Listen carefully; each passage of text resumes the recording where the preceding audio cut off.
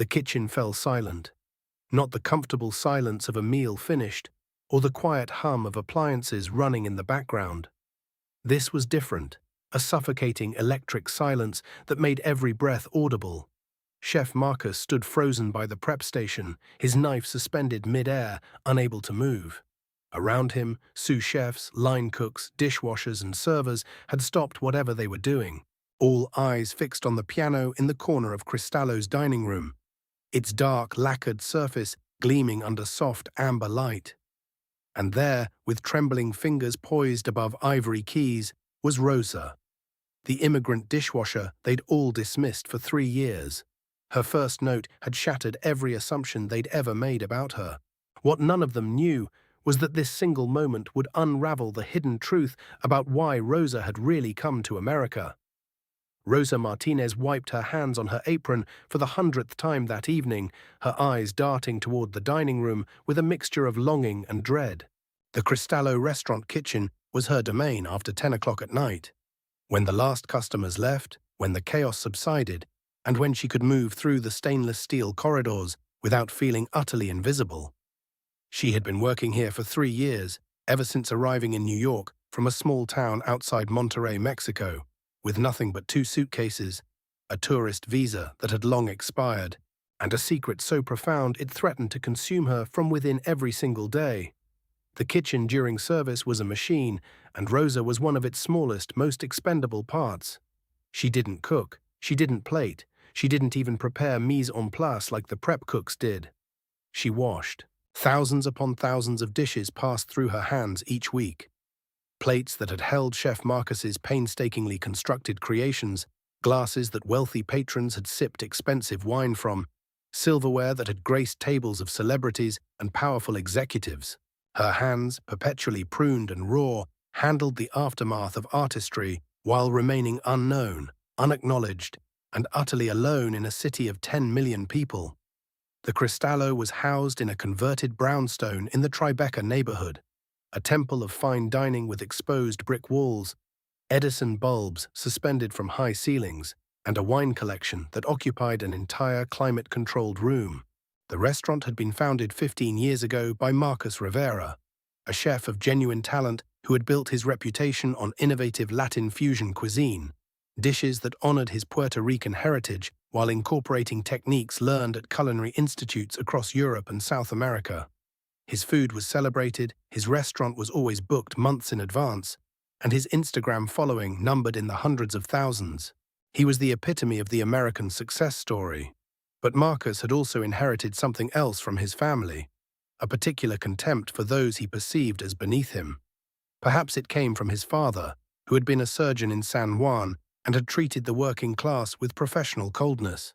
Perhaps it was born from Marcus's own anxiety about maintaining his position atop the culinary world, a world notoriously competitive and ruthless. Whatever its origin, Marcus had cultivated an environment at Cristallo where hierarchy was not merely acknowledged, but enforced through casual cruelty. The waitstaff were treated as decorative failures, the line cooks lived in constant fear of humiliation during service, and the dishwashers were barely human in Marcus's eyes, simply functionaries who kept the kitchen from descending into chaos. Rosa had learned to make herself smaller with each passing day. She arrived at 5 in the afternoon and left near midnight, moving through her work with mechanical efficiency. She said nothing unless directly addressed, and even then her responses were brief and neutral. The other staff members had stopped trying to include her in conversations within the first month. She was the foreigner, the undocumented worker, the woman who lived in a crowded apartment in Corona, Queens, with 5 other people and worked 2 jobs to send money home to her daughter. Nobody asked about her daughter. Nobody asked about her at all. What nobody knew, what Rosa had never told a single soul in America, was that she had been a concert pianist for 22 years before circumstances had conspired to destroy her life in ways both sudden and devastating. She had been Rosa Elena González Fernández, a woman of considerable artistic accomplishment and cultural standing in Mexico. She had trained at the Conservatorio Nacional de Música in Mexico City from the age of 7. She had performed in recitals across Mexico and throughout Central America. She had won competitions, impressed judges, and been profiled in music journals. She had possessed a future that had seemed limitless, gilded with promise and achievement. Then everything had ended on a Tuesday afternoon. The specifics remained locked within her, though they visited her in dreams and unexpected moments. A relationship that had turned toxic and dangerous. A man who would not accept rejection. Circumstances that had forced her to flee, not just a city, but an entire country. Leaving behind her family, her reputation, her career, and the one thing that had defined her entire existence, her music. She had left behind her piano, a beautiful Steinway grand that her parents had purchased for her 24 years ago, when she was just a girl prodigy in Coyoacán, and she had never played another note. Until tonight. Rosa finished her shift at 11:15, as she did most evenings. The line cooks had left an hour earlier, their stations cleaned and prepped for the next day. Chef Marcus had disappeared into his office to review reservations and administrative matters. The servers were polishing glasses in the dining room, preparing for tomorrow. Rosa loaded the last tray of pots into the industrial dishwasher, watching the suds cascade over copper surfaces, and felt the same hollow numbness that had characterized her days for 3 years. In another 10 minutes, she would clock out, take the subway back to Queens, collapse into bed, and do it all again tomorrow. She was wiping down her station when Dmitri, the evening manager, poked his head into the kitchen. Dmitri was Ukrainian, in his 50s, with a thick accent and surprisingly kind eyes. He was one of the few people at Cristallo who had ever acknowledged Rosa as more than an obstacle in his path. "Rosa, you finished cleaning?" he asked. "Yes, Dmitri." "All done," she replied, already reaching for her apron. "Good. Before you go, can you do something for me? A guest, he leave his blazer in the dining room. I need someone to take it to Lost and Found, organize it. You can do this before you leave." "Of course," Rosa said, because she would have said yes to anything. She was here to be useful, to be helpful, to earn the minimal wage that Dmitri had negotiated for her when she arrived. Cash payments, no paperwork, a mutually understood arrangement that benefited them both in different ways. She removed her apron and walked through the swinging doors into the dining room. The servers had finished their closing tasks and had left through the front entrance. The space was transforming into its nighttime state, lights dimmed to create ambiance for the next day's reservation holders. But something was different. Something about the energy of the room had shifted. And then she saw it. The piano. The piano had always been there, in the corner near the window that overlooked the street. It was a beautiful instrument, a Steinway grand like her own had been, its black surface reflecting the warm light. Rosa had deliberately avoided looking at it for 3 years. She had trained herself to avert her eyes whenever she passed through the dining room, the way a recovering addict might avoid a bar. But now, with the restaurant empty except for her, with silence surrounding her like a protective cocoon, she found herself moving toward it instead of away from it. The blazer lay draped over one of the dining chairs, forgotten and insignificant. Rosa picked it up. It was expensive, cashmere, probably worth more than what she earned in a week, and clutched it to her chest. She could have turned around and walked straight back to the kitchen, completed her task, clocked out, and left. No one would have known, no one would have cared, but her feet had other intentions. She moved to the piano and sat down. Her hands were not clean. They smelled of dish soap and steel, and there were still traces of red pepper under her fingernails from something she'd washed earlier. The blazer fell to the floor beside her. She couldn't remember the last time she had looked at a piano keyboard this close. It had been years, 3 years of deliberate avoidance, of running from the only thing that had ever made her feel whole. Her fingers hovered above the keys. They were trembling. She could feel her heart hammering in her chest, hear the blood rushing in her ears. Her hands had the muscle memory. That was the thing about being a musician at that level of training. Your body remembers even when your mind wants to forget. Your fingers remember the keys even after 1,000 sleepless nights trying to erase them from your consciousness. Rosa took a breath and lowered her fingers to the keys. She didn't select some simple, safe piece. Instead, without conscious decision, she began to play Chopin, the Nocturne in E-flat major, Op. 9, No. 2. It was the piece she had performed in her first recital as a young girl, the piece her mother had always asked her to play, the piece that contained within it all of her joy and all of her sorrow intertwined inextricably. The first note hung in the air, pure, clean, perfect. It was followed by the second, then the third, building into a melody that transformed the sterile elegance of the Cristallo dining room into something else entirely.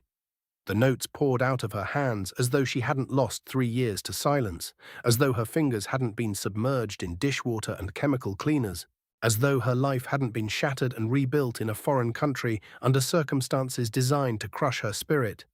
She didn't hear Chef Marcus emerge from his office. She didn't see him stop dead in the corridor between the kitchen and dining room, his eyes widening in an expression of complete bewilderment. She didn't register when the servers, who had actually stepped back inside moments before to retrieve something they'd forgotten, stood transfixed by the kitchen pass, their jaws literally slack with astonishment. What Rosa did hear was the music. She heard the Steinway responding to her touch, its voice rich and resonant, unchanged by the years or the distance or the trauma. She heard herself coming back to life, piece by piece, note by note, as though the past 3 years were dissolving like morning mist. She heard her mother in the melody, heard her 7-year-old self playing in a Mexico City concert hall, heard the applause and the flower bouquets and the photographers' cameras. She heard all of it, compressed into 7 minutes of Chopin's immortal composition. When the final note faded away, the silence that followed was not the usual silence of an empty restaurant. It was the silence of transformation, of secrets exposed, of assumptions violently and permanently dismantled. Rosa kept her hands on the keys for a long moment, her eyes closed, afraid to look around and face whatever judgment awaited her. She had broken an unspoken rule. She had transcended her position. She had demonstrated that she was more than what they had all assumed her to be, and she had no idea whether that would be forgiven or whether it would mark her for immediate termination and potentially investigation by immigration authorities. Finally, she opened her eyes and turned around. Marcus was standing perhaps 10 feet away, his expression unreadable. To his left stood his sous chef, Jorge, a man in his mid-40s who had trained in France and took great pride in his technical knowledge and professional status.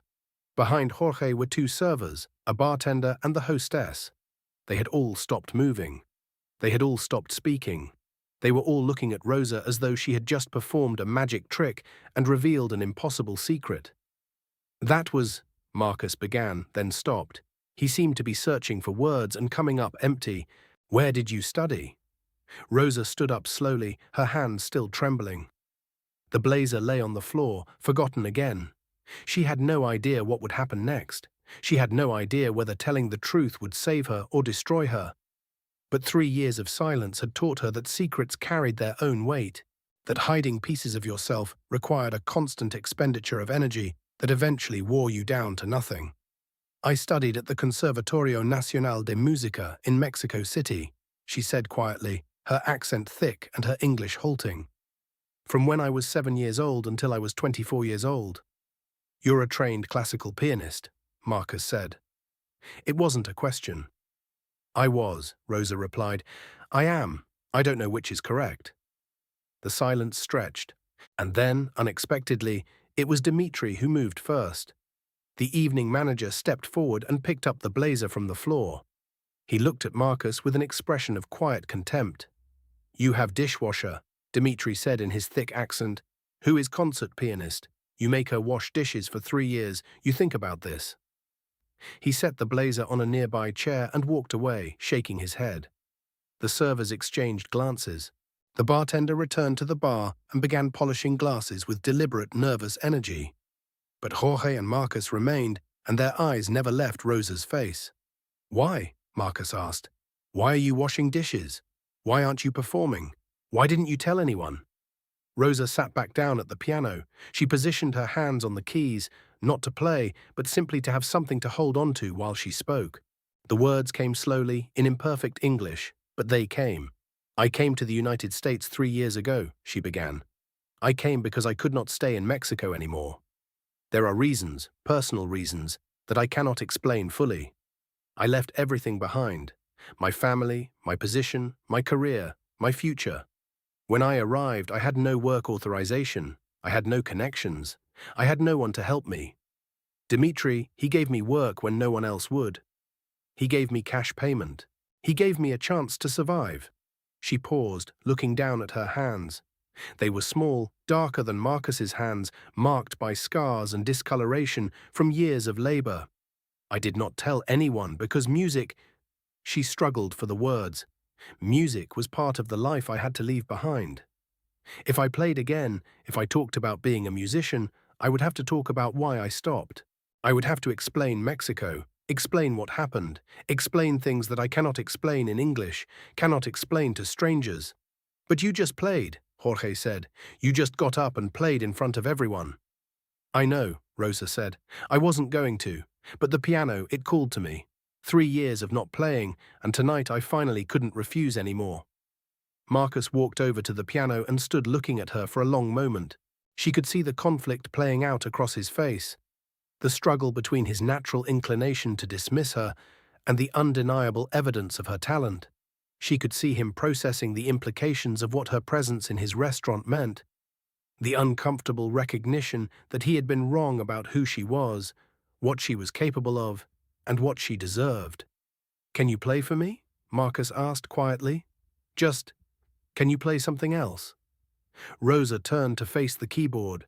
She played Bach, the prelude in C major from the Well-Tempered Clavier, one of the first pieces any piano student learns, yet one that no one ever truly masters. Bach was pure mathematics and pure emotion simultaneously, and her interpretation reflected both her technical training and the profound emotional devastation of the past 3 years. When she finished, Marcus pulled up a chair and sat down beside her. "I owe you an apology," he said. "Many apologies, probably, for how I've treated you, for how everyone in this restaurant has treated you." "You treated me as though I were not important," Rosa said. "This is what happens to people like me. It is the trade I accepted when I chose to come here and survive instead of stay there and—" She stopped herself from finishing the sentence. "It does not matter." "It does matter," Marcus said. "At least to me, it matters now." Over the following weeks, Rosa's status at Cristallo changed. Not immediately, not all at once, but gradually and undeniably. Marcus offered her a position as a sous chef, which she declined. Instead, she asked him for something different: access to the piano during her breaks, and a referral to someone who might help her obtain legal work authorization. The latter request was more complicated, involving lawyers and applications, and a process that seemed designed specifically to be overwhelming. But Marcus provided the referral to an immigration lawyer who specialized in helping talented immigrants navigate the bureaucratic maze. And the piano access was granted without hesitation. The other staff members, observing Marcus's shift in attitude, began to recalibrate their own assumptions and behaviors. Jorge, the sous chef, began greeting Rosa with actual warmth. The servers started asking about her background and her musical training. The dishwashers, seeing that Rosa's position had been elevated by her revelation, began to hope that their own hidden talents might someday be discovered and valued. But Rosa spent very little time thinking about her co-workers. Instead, she spent her evenings at that Steinway, gradually relearning not just the technical aspects of performance, but the emotional vocabulary that she had suppressed for so long. She played Rachmaninoff and Liszt, Schubert and Debussy, allowing the music to speak the things her English vocabulary was insufficient to express. She also began the painful process of explaining to her family back in Monterrey, to herself, to the immigration lawyer, and eventually to a therapist who specialized in trauma and displacement, exactly what had happened in Mexico. It was harder than playing any concerto. It required her to relive the relationship with a man she had believed she loved, his obsession with her, his increasing possessiveness, his threats when she tried to leave. It required her to speak about the night when his anger had turned physically violent, the night that had forced her to flee in the darkness with nothing but the clothes on her back and a suitcase she'd packed in 15 minutes of shaking hands and racing heart. Over time, details emerged in her therapy sessions that she had been too traumatized to fully process.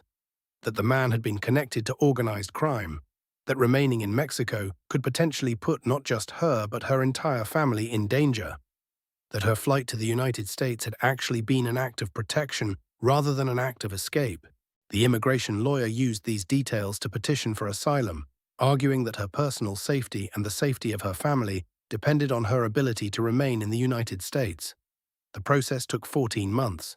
During that time, Rosa continued to work at Cristallo, continued to play, continued to exist in a state of liminal uncertainty about her future. But something had shifted internally during that 14 months. She was no longer hiding. She was no longer pretending to be less than she was. She was a pianist working in a restaurant, yes, but she was doing so by choice rather than by necessity, and there was a profound difference between those two states. When the asylum was finally granted, when the lawyer called her with the news that she was now legally authorized to live and work in the United States, Rosa went to the piano that evening and played not Chopin or Bach, but Gershwin, Rhapsody in Blue, with its blend of classical virtuosity and distinctly American idiom. She played it the way she had heard Itzhak Perlman play it on a recording that someone had left in the employee break room, with passion and precision and a sense of artistic freedom that could only come from having finally, truly arrived somewhere. Marcus watched from across the dining room as she played. The restaurant was closed, the space illuminated only by the track lighting above the bar. When she finished, he applauded. She turned to face him, and for the first time since that initial night, she smiled. Not the mechanical, professional smile she had worn for 3 years, but a genuine smile that reached her eyes and conveyed something approaching contentment. "I've been meaning to ask you something," Marcus said, approaching the piano. "The Tribeca Music Festival is coming up in a few months. They're accepting applications for performers. I think you should apply." "I don't have the documentation," Rosa said. "I don't have—" "You have the legal authorization now," Marcus interrupted, "and you have the talent. You have more than enough talent. I'm wondering, and you can say no, but I'm wondering if you'd be interested in performing one of your pieces here at the restaurant as well. We could host a private concert, invite the community, the press, people from the music world. We could showcase—" "No," Rosa said, "no publicity, not yet." Marcus nodded, accepting this. "That's fair, that's absolutely fair." "But yes to the music festival," Rosa said. "Yes, I will apply." A few months later, on a warm April evening, Rosa Martinez stood in a small concert hall in Lower Manhattan and performed for an audience of 200 people.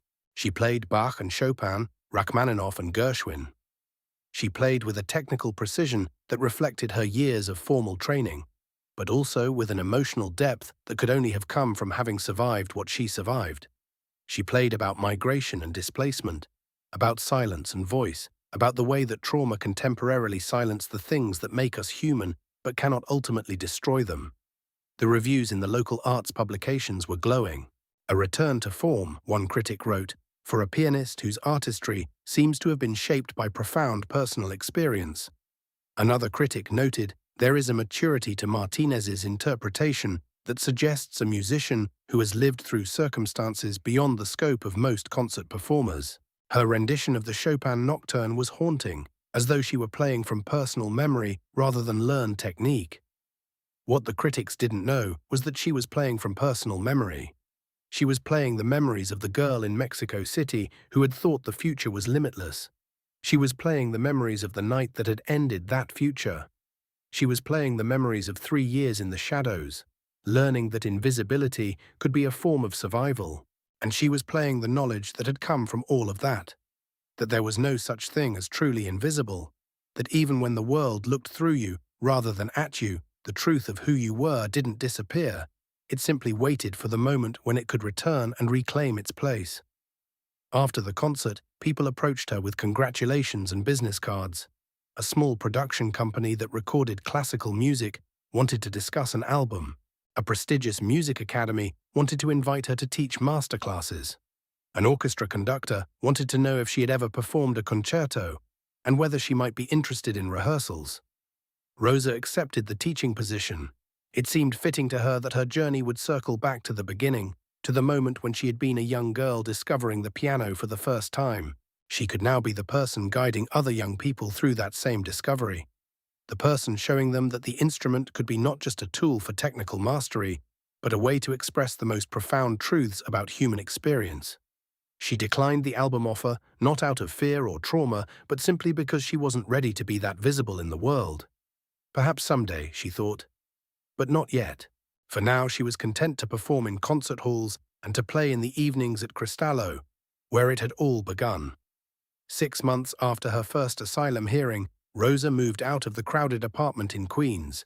She found a small studio in Brooklyn, near a music conservatory, with a window that faced the street and just enough space for a piano. She used part of her asylum settlement money to purchase a used Steinway upright, not the grand piano she had left behind in Mexico, but something that was hers in this new country, that represented not what she had lost, but what she had found. Marcus came to her apartment one evening, bringing champagne and an unusual gift, a formal document, printed and framed. It was a job contract offering Rosa a permanent position as the artistic director of a new classical music program at Cristallo. The program would include performances, master classes for young musicians, and an annual scholarship for talented students from economically disadvantaged backgrounds. "I know what this restaurant has been," Marcus said as she opened the champagne, "a place where hierarchy and exclusion were more important than talent or humanity. I'm trying to make it something different. And I thought, if you're willing—" "I'm willing," Rosa said before he could finish. And so the transformation continued. What had begun with a single note on a piano in a restaurant kitchen became something larger and more complex. A movement of sorts, a quiet revolution in the way that the Cristallo understood its place in the community and in Rosa's life. The restaurant remained a fine dining establishment, but it became something more, a venue for emerging talent, a refuge for people who were remaking themselves in a new country, a place where the unspoken rules about who belonged and who was invisible began to dissolve. Rosa sometimes thought about the man in Mexico, the one who had taken so much from her. She had learned through her lawyer that he had been arrested on organized crime charges and was currently serving a substantial prison sentence. The news had not brought her the satisfaction she might have expected. Instead, it had simply confirmed that her escape had been necessary, that her flight to America, despite all its hardship and invisibility, had been the only real choice available to her. What she held onto instead was the music. The fact that the thing which had been taken from her, the thing which she had tried to leave behind and forget, had refused to stay buried. The piano had called to her even through 3 years of silence. The keys had been waiting for her hands. The melodies had been preserved in her muscle memory, her emotional memory, the deepest parts of her being that could not be touched by trauma or displacement. 1 year after her first concert, Rosa was invited to perform at the Kennedy Center in Washington, D.C. She played to a full house. She played the pieces that meant the most to her: the Chopin Nocturne, the Bach Prelude, the Gershwin Rhapsody, and a contemporary piece that a young composer had written specifically for her, inspired by her story. After the performance, she stood backstage with her hands trembling, not from nervousness, but from the profound release that comes with being fully, completely seen and heard by a large audience. That evening, the small family she had left behind in Mexico, her mother, her father, her sister, and her daughter, watched the concert streaming online. They saw her in her concert attire, heard her music traveling across the border, and understood in that moment that Rosa had not simply survived her trauma. She had transformed it. She had taken the worst thing that had happened to her and had converted it into something beautiful, something that could nourish and inspire others. Her daughter, now a teenager, called her after the performance ended. It was early morning in Mexico, but her parents had woken her to watch the live stream. Her voice was full of pride and something else, a recognition, perhaps, that her mother had become the person she was always meant to be, had simply taken a longer and more painful route to arrive at that destination. "Mamá," her daughter said in Spanish, "you were beautiful." "Thank you, mi amor," Rosa replied, and she meant it in every sense of the term. "Thank you for believing I could survive. Thank you for waiting for me. Thank you for understanding that sometimes the people we love have to disappear in order to truly return." The kitchen at Cristallo was quieter now on the nights when Rosa came in to perform. The staff, having heard her play many times, had lost the initial shock of that first evening. But something remained in the air, a sense that this space had been transformed by the revelation of her talent, that the piano in the corner had become something sacred, something that stood as a permanent reminder that people were never quite what they seemed, that every person carried within them hidden depths and possibilities that the world might never see unless they chose to reveal them. Sometimes, when there were no guests in the restaurant, Rosa would sit at the piano and simply play for the sake of playing, for the joy of it, for the knowledge that she was playing freely, legally, visibly, as a person with documented status and authentic identity in a country that had given her refuge. She played for the dishwashers who worked late hours, for the line cooks who stole moments to listen, for Chef Marcus who stood in the kitchen pass and allowed himself to imagine who else in his restaurant might be harboring impossible talents and stories. And every single time she played, someone would stop what they were doing to listen. The first note would draw people in, would pierce through the noise and busyness of the evening service, would create that same profound silence that had emerged on that first night when Rosa touched the piano keys and the entire kitchen went still. Because there was something in her music, something born of loss and survival, of silence and voice, of displacement and arrival, that spoke to something universal in the human heart. Every person who heard her play understood, on some level, that they were listening to a story of transformation, to a woman who had reclaimed not just her talent but her entire self, had stepped out of the shadows and into the light, and had discovered that what emerges from such a transition is nothing short of miraculous. 2 years after that first night at the piano, Rosa received a phone call that would alter her trajectory once again. It was from Dr. Elena Vasquez, the director of the Manhattan Institute for Advanced Musical Studies, one of the most prestigious conservatories in the United States. Dr. Vasquez had attended Rosa's Kennedy Center performance and had been researching her background ever since. She was calling to make an offer. Ms. Martinez, Dr. Vasquez said in Spanish-accented English, her voice warm and official simultaneously. I would like to invite you to join our faculty as a visiting artist and instructor. We have a position in our contemporary classical program, and I believe your experience, both your technical training and your personal journey, would be invaluable to our students. Rosa had been standing in her apartment kitchen when she received the call, looking out at the Brooklyn skyline, and she had to sit down. A faculty position at a major conservatory, not as a scholarship recipient, not as an emerging talent to be nurtured, but as an educator, as someone whose knowledge and experience were considered valuable enough to warrant a position of authority. I would be honored, Rosa had said, her voice steady even as her hands trembled. The position began in September, and it required Rosa to navigate a completely new landscape. No longer was she the person being observed and judged. Now she was the observer, the judge, the person whose opinion mattered in determining whether a young musician had what it took to succeed in the brutal, competitive world of classical performance. The responsibility both thrilled and terrified her. Her first class consisted of 23 students, ranging in age from 18 to 28, representing backgrounds from across the United States and around the world. Some had been training since childhood, like Rosa had.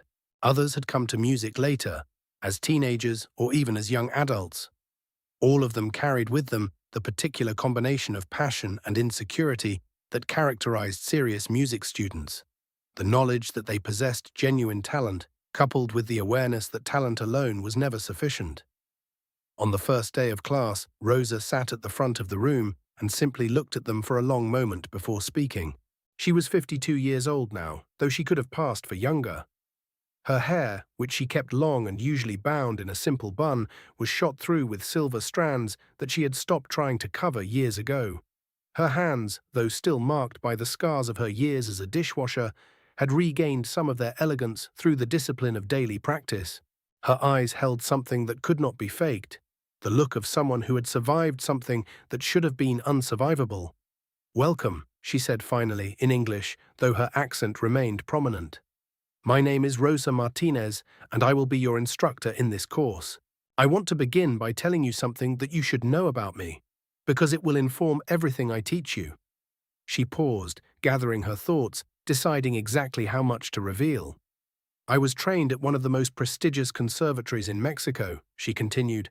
"I was very good, technically proficient, artistically sensitive, capable of performing at a professional level. I had a career ahead of me. And then, for 3 years, I did not play the piano at all. I worked in a restaurant washing dishes. I did not perform. I did not teach. I did not even allow myself to think about music." She could see the students' reactions: confusion, pity, curiosity. A woman in the back row was leaning forward, her expression intense.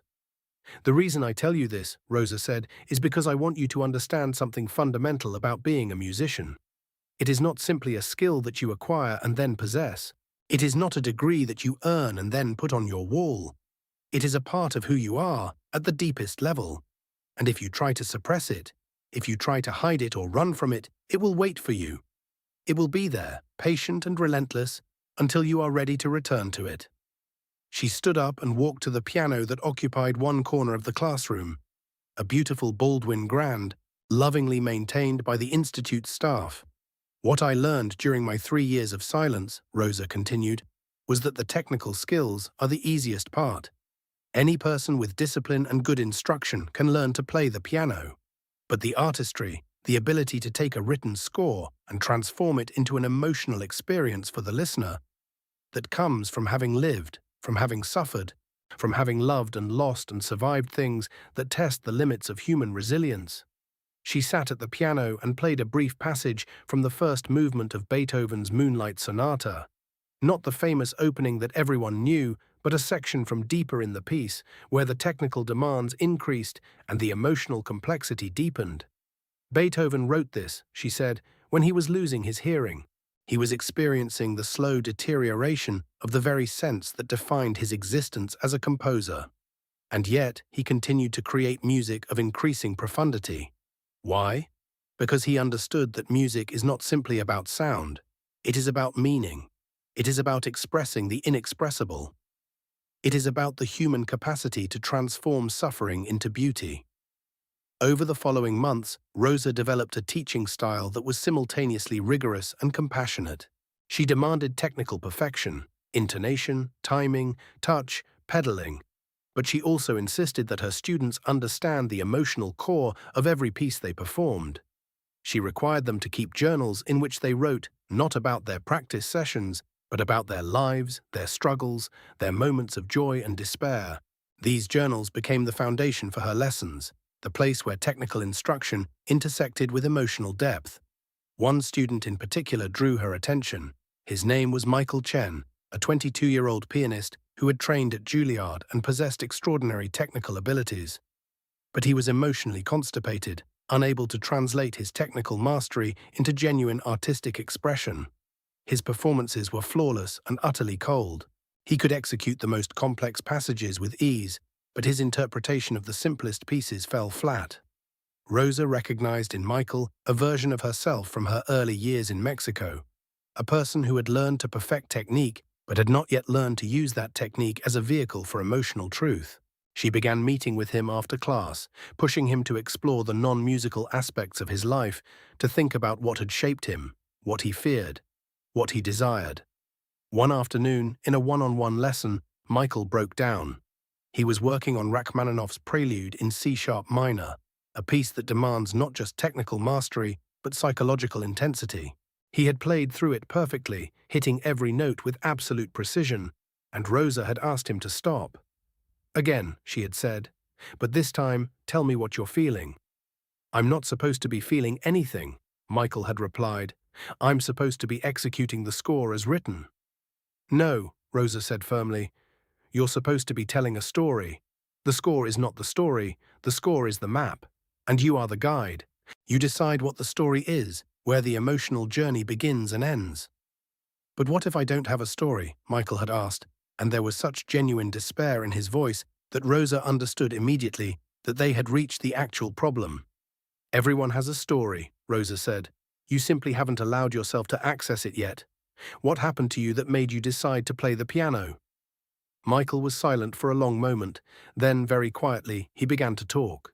He talked about his parents' divorce when he was 9 years old, about his mother's depression, about his attempt to console her by playing the pieces he had been learning. He talked about the way that music had become a way to soothe her without having to speak directly about the family's dissolution. He talked about the guilt he carried, that he had become her emotional support through music, her therapy through his technical mastery, her reason to keep going. So when I play, Michael said, I'm still trying to be perfect, because I learned that if I was perfect, it would make her happy.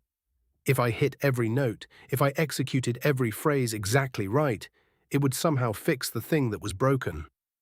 Rosa listened to all of this without interrupting. When he finished, she asked him a simple question. "Do you love your mother?" "Of course," Michael said. "Then play for her," Rosa said. "Not the technical perfection. Play the love, play the guilt, play the desire to fix the unfixable, play all of it." She had him sit at the piano again, and this time, when he played the Rachmaninoff, it was transformed. The piece became a narrative of longing and acceptance, of the desire to heal and the eventual understanding that some things cannot be healed, only endured. His fingers still hit every note, the technical perfection remained, but now it served a purpose beyond itself. It became the vehicle for authentic human emotion. Michael wept when he finished, and Rosa, who had learned through years of experience that the greatest gift a teacher could offer was witnessing, simply sat beside him and let him cry. From that point forward, Michael's development accelerated exponentially. He began winning competitions. He was invited to perform at prestigious concert halls, but more importantly, he began to understand himself as an artist rather than simply as a technician. He began to see his piano not as an instrument to be mastered, but as a voice through which he could express the deepest truths of his existence. Rosa's reputation at the conservatory grew accordingly. She became known as a teacher who produced not just technically proficient musicians, but artists of genuine depth and authenticity. Students clamored to get into her classes. She was invited to give masterclasses at other institutions. She was asked to serve on competition juries, to record instructional videos, to write articles about music pedagogy for professional journals. But amid all of this professional success, Rosa was confronted with a personal decision that she could no longer avoid. Her daughter Alejandra was now 17 years old, a senior in high school in Monterrey. She had grown up without her mother, raised by Rosa's parents in the comfortable middle-class home where Rosa herself had been raised. She was intelligent, beautiful, and deeply damaged by her mother's absence. They had maintained contact through phone calls and video chats, but there was a distance between them that was more than merely geographic. Alejandra had been 4 years old when Rosa fled Mexico, young enough that she had very few memories of her mother. The person she had grown up with was not the woman who called from America, but the maternal figure provided by Rosa's mother, her grandmother, who loved her but who was not her mother. When Alejandra was 15, she had begun asking direct questions about why her mother had left her, why she had abandoned her. Rosa had tried to explain as much as was age-appropriate, but the explanations never seemed to satisfy. How could she explain to a teenager that she had been fleeing not just a man, but an entire situation that threatened to destroy not just her life, but potentially the safety of everyone she loved? How could she communicate the impossible calculation she had made in those dark hours, that leaving her daughter was the only way to protect her? Now, with Alejandra about to graduate from high school, the question had evolved into something more concrete. Alejandra was asking to come to the United States. She wanted to study music. Specifically, she wanted to study with her mother. She wanted to learn piano at the highest level, and she wanted to do it in America, in New York, with Rosa.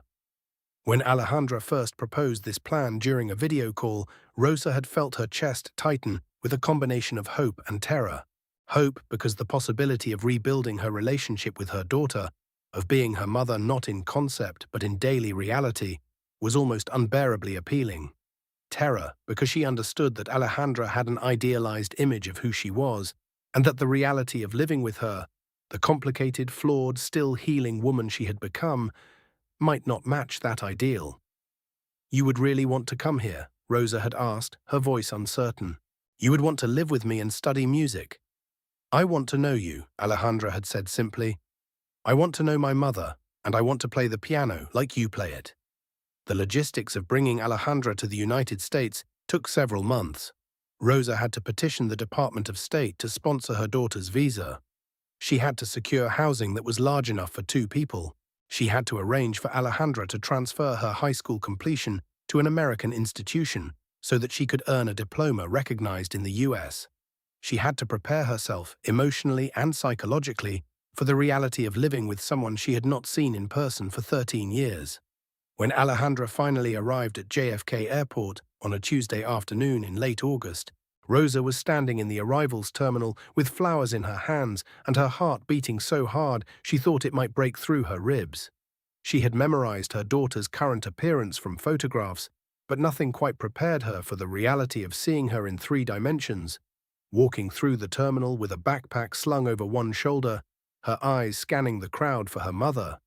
Alejandra was taller than Rosa, with her father's dark hair and Rosa's bone structure. She wore her intelligence in the set of her shoulders and the directness of her gaze. When she spotted Rosa, she stopped walking, and for a moment, neither of them moved. Then Alejandra was walking again, faster now, and Rosa dropped the flowers and opened her arms.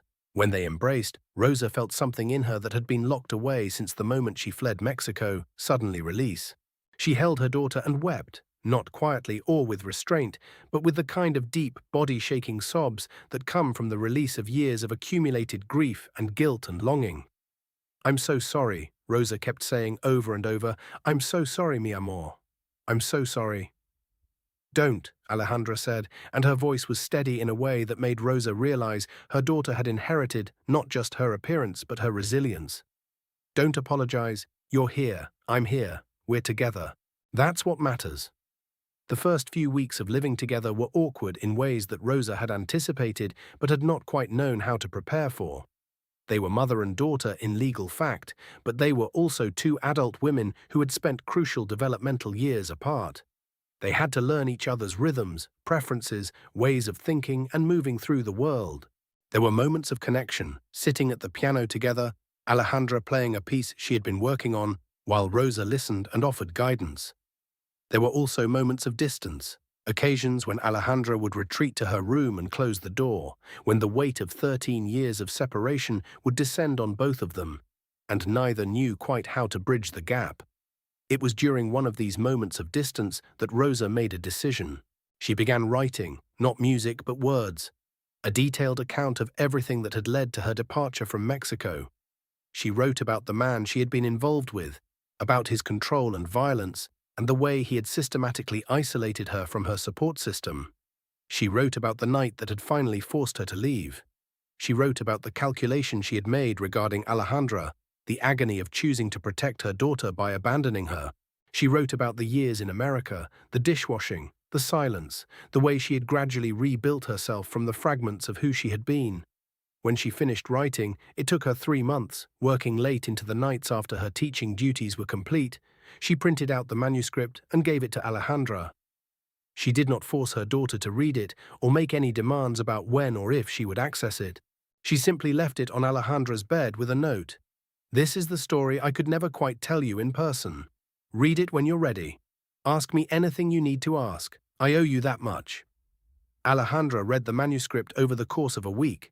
When she finished, she came into the kitchen where Rosa was preparing dinner, and without saying anything, she embraced her mother again. But this time, the embrace was different. It was not the desperate, grief-stricken embrace of reunion, but something steadier. An acknowledgement of truth, of complexity, of love that had survived separation and was beginning to transform into something more mature and grounded. "Thank you," Alejandra said, "for telling me, for trusting me with the real story." "I should have told you earlier," Rosa said. "I should have—" "You did what you could," Alejandra interrupted. "You survived and you came back. That's enough."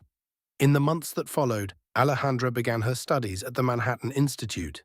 She had excellent technical training from her studies in Mexico, but she possessed none of the emotional depth that Rosa insisted upon in her students.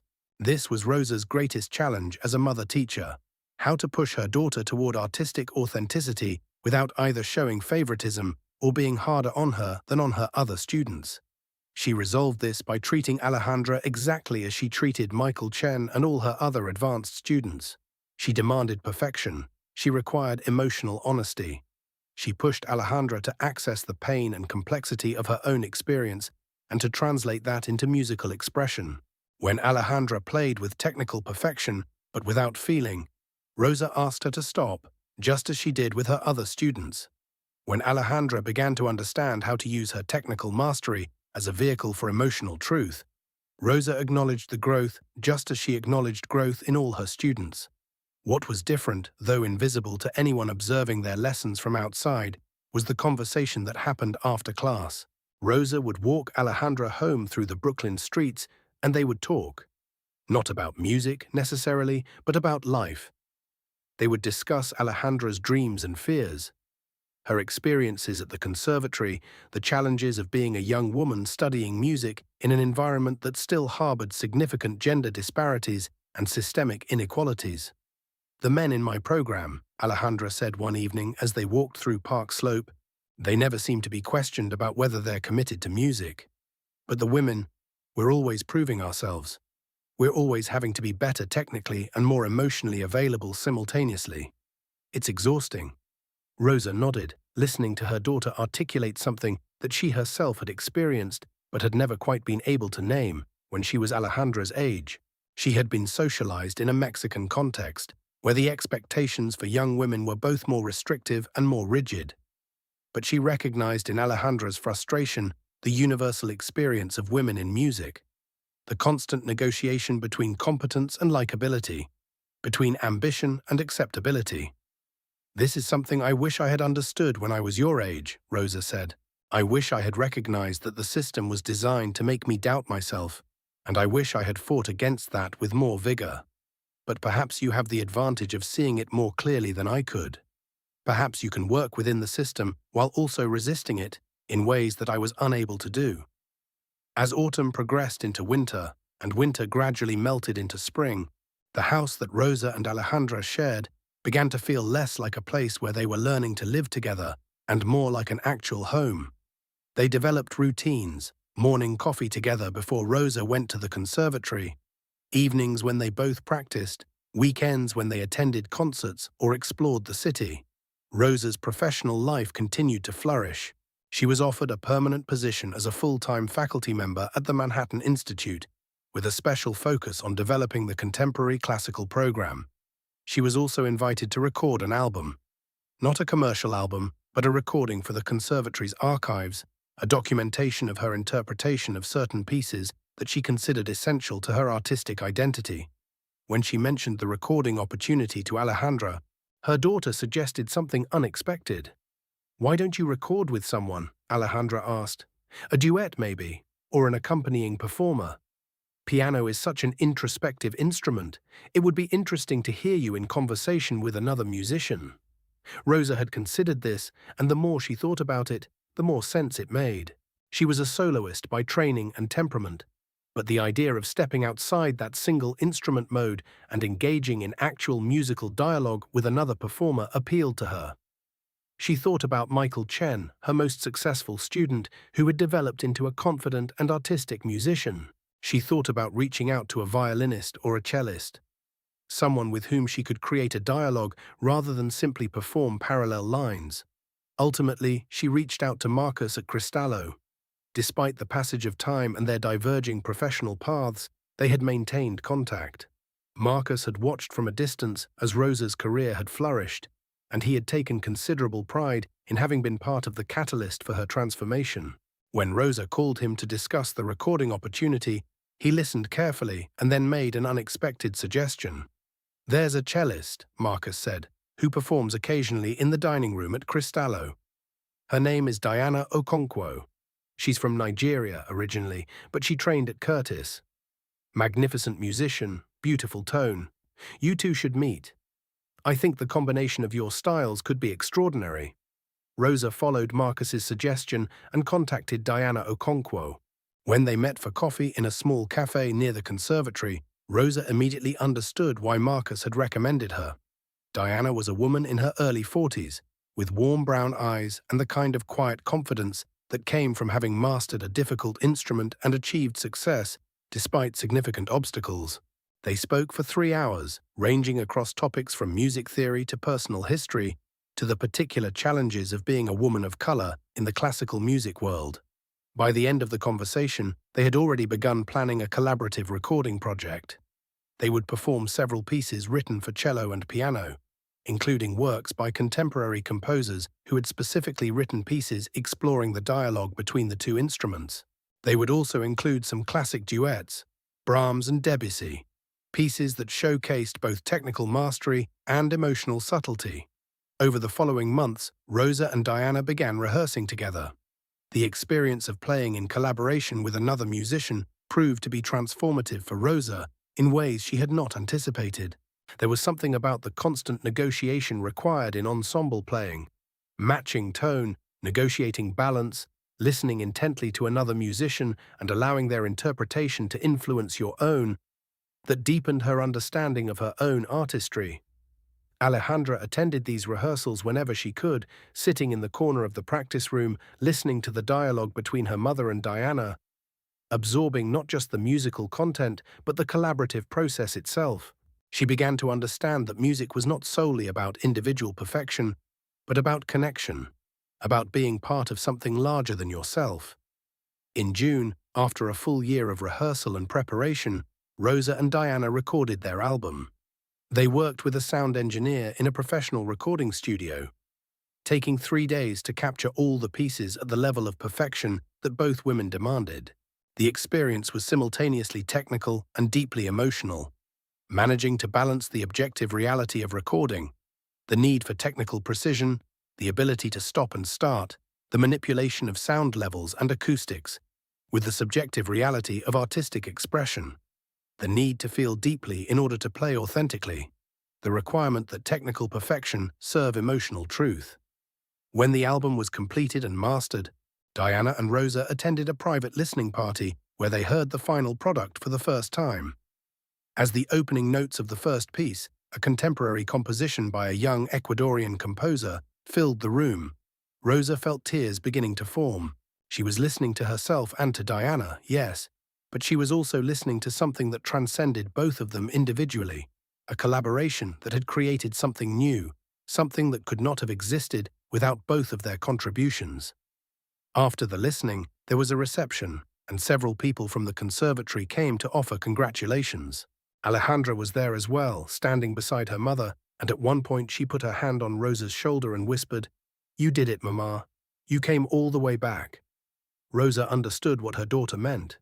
Not just the album, though that was significant, but the entire journey, from the woman fleeing Mexico with nothing but a suitcase, to the invisible dishwasher in a restaurant kitchen, to the concert pianist reclaiming her artistry, to the educator shaping young musicians, to the collaborator creating beauty in dialogue with others. The entire arc from silence and invisibility to voice and recognition. The album was released in September under the label of a small but prestigious classical music publisher. The critical response was enthusiastic. Several major music publications ran reviews praising the mature artistry of both performers and the remarkable synergy of their collaboration. One particularly insightful review noted, "These two musicians have created something that transcends the mere performance of composed pieces. They have created a dialogue about resilience, about the power of women to rebuild and reinvent themselves, about the possibility of transformation even after profound loss." That review meant more to Rosa than she could quite articulate, because it captured something essential about what the music meant to her. Every note was an affirmation of her survival. Every phrase was a statement of her right to exist as an artist, as a mother, as a woman who had endured and had emerged not merely intact, but transformed. By the following year, Rosa's life had acquired a stability and a fullness that she would not have thought possible during those dark years of silence.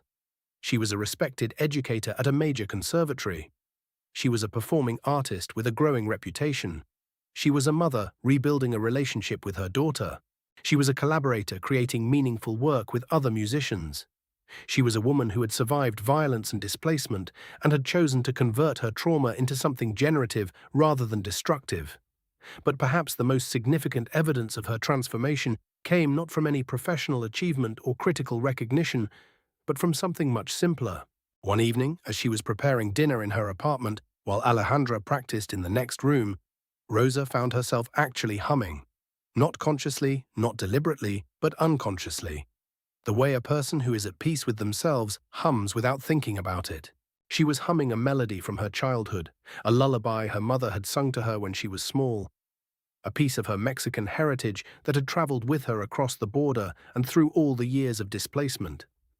She paused in her cooking and simply listened to Alejandra playing in the other room, listened to herself humming the lullaby, and felt something profound settle into her being. This was home, not a place, but a state of being. The state of being fully present, fully authentic, fully seen and known. This was what she had been seeking through all the years of silence and separation. And as the evening deepened and the two women, mother and daughter, artist and student, survivors of different kinds of trauma, continued their separate but intertwined activities, Rosa understood that the story did not end with any single moment of triumph or recognition. The story continued in these small daily acts of being present, of choosing to show up, of honoring the capacity to create beauty even after experiencing profound darkness. The story continued every time she walked into her classroom and pushed a student to access their emotions.